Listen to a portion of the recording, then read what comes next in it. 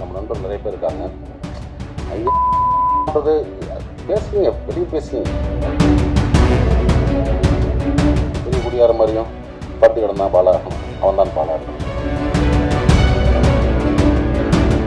ஏன்னா அவ்வளோ ரப்பாட்டாக்குற தமிழ் சினிமாவில் உலக சினிமாவில் வந்து காப்பி அடித்து படம் பண்ணி ஜெயிச்ச ஒரு போலி அறிவாளி மிஸ்கின். அதே மாதிரி இந்த மேடை இருக்குல்ல, ஒரு பிரசாத்தில் தேட்டர் மேடை, பல ஜாம்பவான்களை பார்த்த மேடை. தென்னிந்தியாவில் இருந்து மட்டும் இல்லை, இந்தியா முழுக்குவதும் வந்து இந்த மேடையில் அமர்ந்து பேசிட்டு போயிருக்காங்க. எவ்வளோ functions, audio launch, trailer release, success meet, இந்த மாதிரி. ஸோ அந்த மாதிரி மேடையில் வந்து இவ்வளோ பத்திரிகையாளர்கள் நண்பர்கள் இருக்கீங்க. நீங்கள்லாம் பெண் பத்திரிகையாளர் இருக்கீங்க, நம்ம நண்பர்கள் நிறைய பேர் இருக்காங்க. அங்கே பேசுங்க, வெளியே பேசுங்க. ஒரு மேடை நகரிகன்னு ஒன்றும் இல்லையா? என்ன வேணா பேசுறதா? அவ்வளோ புக்கு படிச்சிருக்கீங்கன்றீங்க, அவ்வளோ படங்களை பார்த்துருக்கோம், உலக படங்களை பார்த்துருக்கேன்னு சொல்கிறீங்க, அவ்வளோ உலகம் போல புக்ஸை படிச்சிருக்கேன்றீங்க. அப்புறம் என்ன அறிவு இருக்கு உங்களுக்கு? குறைந்தபட்சம் நகரிகம் வேணாமா? ஒரு மேலே பேசுகிற பேச்சா? உங்களுக்கு பெண் குழந்தை இருக்குது, எல்லாத்துக்கும் பெண்கள், எனக்கு பெண் குழந்தை இருக்குது, ஸோ எல்லாத்துக்கும் இருக்காங்க. ஸோ மேடை நாகரிகம்ன்றது ரொம்ப முக்கியம். இந்த மேடை எவ்வளோ நாகரிகமாச்சு பார்த்தீங்களா? யாராவது தப்பான வார்த்தை அதெல்லாம் கிடையாது. தம்பின்னு கூப்பிடுறது வேற.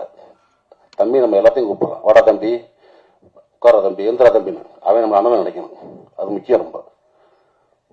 அப்படி உங்களை யார் அண்ணன் நினைச்சா எனக்கு தெரியல.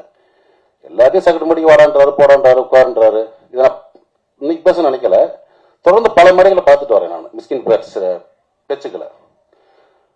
சமீபத்தில் அண்ணன் பாலானுக்கு வந்து 25th இது இயர் கொண்டாட்டம். அங்கே பார்த்தீங்கன்னா அவர் என்னமோ பெரிய குடியார மாதிரியும் படுத்து கிடந்தான் பாலா, அவன் தான் பாலான்றது.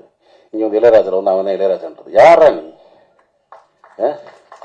நீ என்ன அவ்வளோ ரப்பாட்டாக்குற தமிழ் சினிமாவில்? ஒன்றுமே புரியல. ஒரு போலி அறிவாளி அப்படிதான் சொல்லணும். அதாவது அன்னைக்கு மேடையில் உட்காந்தவங்க மிக திறமையான அற்புதமான நம்ம மண் சார்ந்த கதைகளை மட்டும் எடுத்து படம் பண்ற இயக்குநர்கள், அமீரன் ஆகட்டும், வெற்றிமன் சார் ஆகட்டும், ரஞ்சித் சார் ஆகட்டும், படங்களுக்கு வியாபாரிட்ட வந்து பர்கர் வியாபாரி குறைச்ச மாதிரி உலக சினிமாவில் வந்து காப்பி அடிச்சு படம் பண்ணி ஜெயிச்ச ஒரு போலி அறிவாளி மிஸ்கின்.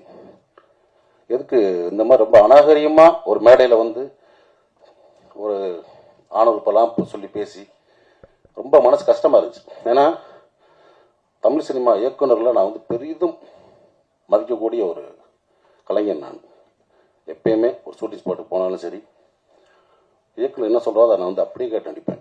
ஒரு பிளாங்க் பேப்பர் மாதிரி போவேன், ஒரு களிமண் மாதிரி போவேன். என்னை எப்படி வேணா வடிக்கலாம், எப்படி வேணா எழுதலாம், எதையுமே நான் பண்ண மாட்டேன். என்ன எங்களோட ஒப்பனை உங்களுக்கு தெரியும். அதே மாதிரி பொட்டேஷன் சைடு மற்ற விஷயம் ரொம்ப அந்த டார்ச்சர்லாம் பண்ணக்கூடிய ஆர்ட்ஸ் கிடையாது. ஏன்னா நம்ம கீழேருந்து வந்திருக்கோம், ரொம்ப கஷ்டப்பட்டு ஒரு இடத்துக்கு வந்திருக்கோம். தமிழ் சினிமாவையும் தமிழ் சினிமா இயக்குநர்களையும் பெரிதும் மதிக்கக்கூடிய ஒருத்தன் தான். ஆனால் அந்த மேடை எனக்கு வந்து ரொம்ப அருவருப்பாக இருந்துச்சு. ஸோ மிஸ்கின் அவர்களே, நீங்கள் தம்பியாக இருக்கலாம், அண்ணன் இருக்கலாம், இல்லை என் ஒத்த வயதாக இருக்கலாம், சினிமா சொல்லுவாங்கல்ல, உங்கள் அம்மா எங்கள் அம்மா இல்லை சினிமாடான்னு, சினிமா இது. நீங்கள் வந்து ஒன்றும் ஒரு ட்ரெண்ட் செட் ஃபிலிம் பண்ணியெல்லாம் நீங்கள் வந்து ஜெயிக்கலை. குத்தாட்ட பாடல்கள், ரொம்ப சாதாரண கதையில் எடுத்தால் ஜெயிச்சிருக்கீங்க. நீங்கள் சுசீந்திரன் மாதிரி ஒரு மண் சார்ந்த வெண்ணிலா கபடிகள் எடுத்தோ, அமீரண்ண மாதிரி ஒரு பருத்திவன் எடுத்தோ, ரஞ்சித் சார் மாதிரி ஒரு மெட்ராஸ் படம் எடுத்தோம், பாலான மாதிரி சேது படம் எடுத்தோம், பாலாசித்தல் மாதிரி ஒரு காதல் படம் எடுத்தோம், ஒரு கிழங்கு மாதிரி தோண்டி எடுத்து நீங்கள் படம் பண்ணல. வெளிநாட்டு படங்களுடைய முகத்தில் அதோடைய ஷார்ட்ஸை காப்பி பண்ணி, சீன்ஸை காப்பி பண்ணி ஜெயிச்ச ஆள். ஸோ இங்கே வந்து ஒரு போலி புத்திசாலி, அதை நான் வச்சுக்கிட்டு பிறகு இன்னும் பல மேடைகள் நீங்கள் பேசலாம், கொஞ்சம் நாகரீகமாக பேசுங்க. ஏன்னா நீங்கள் உட்காந்துருக்க மேடைகளில் பெரும் கலைஞர்கள் உட்காந்துருப்பாங்க. அன்றைக்கெல்லாம் மேடையில் சொல்கிறார், வெற்றிமாறனையும் ரஞ்சித் அமீர் இந்த மற்ற குடியார்கள் நீ பார்த்தீங்களா, ஊற்றியா கொடுத்தீங்க, கேவலமாக இல்லையா? அதெல்லாம் எத்தனையோ பேர் குடிக்காமல் இருந்துடலாம், குடிப்பழக்கம் இல்லாமல் இருக்கலாம் மேடையில். எப்படி பொத்தாம சொல்கிறீங்க? ஏற்கனவே சினிமாக்காரனை கிளுகிளுன்னு தான் இருக்குது. பார்க்குற பார்வை வேறு மாதிரி இருக்குது. இந்த மாதிரி நம்மளே தாழ்த்தி நம்மளே வெளியே அசிங்கப்படுவான்னு நினைக்கிறேன். இது வந்து என்னுடைய மனக்குமுறல். ஏன்னா இப்போயும் சொல்கிறேன், தமிழ் சினிமா இயக்குநரில் பெரிதும் மதிக்கக்கூடிய வணங்கக்கூடிய ஒருத்தன் நான். ஸோ அந்த மாதிரி இப்போ இருக்க ஒரு இயக்குநர்கள் இந்த மாதிரி சும்மா போகிற போக்கில் அது இதுன்னு பேசுறது வந்து அனுமதிக்கக்கூடாதுன்னு நினைக்கிறேன். ஸோ அதை நான் வந்து இங்கே பதிவு பண்ண நினச்சேன். அதுக்கு வந்து என்னுடைய கண்டனங்களை கண்டிப்பாக தெரிவிச்சுக்கிறேன்.